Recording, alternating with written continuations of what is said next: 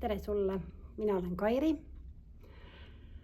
ja tahan sinuga natukene jagada seda mõtet, mida siis sellel aastal meil on vaja ära teha, mis on need olulised punktid, mida me peaks endas ära lahendama.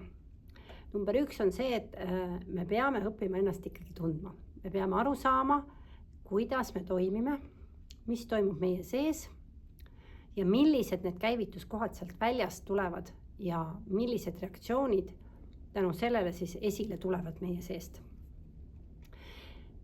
Ja ma arvan, et see on niisugune enda hea uurimise koht ja selleks on mul väga mitmed koolitused ka, kus me saame seda uurida, pluss siis äravastuvõtud, kus me saame seda uurida.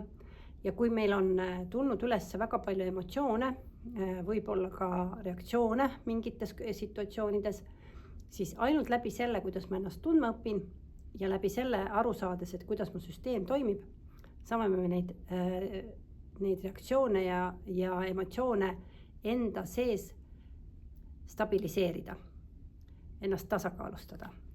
See on üks hea samm ja võte, kuidas rahulikumaks jääda. Ja üks väga tähtis punkt, mis viimasel ajal on nagu mul teraapiates üles tulnud, kui ma näen nii palju, on vastutus. Praegusel ajal aina rohkem ja rohkem on vaja aru saada, mis on minu vastutusala. Ja me saame võtta vastutust ainult enda eest. Nii et kõik see, mis on teiste inimeste vastutus, see jääb neile. Ja mis on minu enda vastutus, see on siis see, mis on sinu vastutusala ja millega sa pead siis tegelema. Ja enda sees ka ära lahendama need kohad. Ja kui sa oled nüüd selline inimene, hea tüdruk, päästja, hea poiss, tahad teistele meeldida, siis see tähendab seda, et sa ootad seda tagasisidet, seda tunnustust ja soovid ka natuke seda vastutust panna nendele teistele inimestele. Praegusel ajal need enam ei toimi, need käitumisviisid.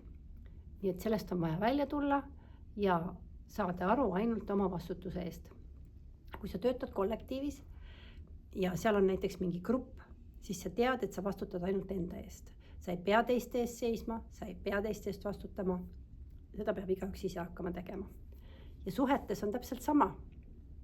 Kui on 2 inimest, mõlemal on enda vastutus.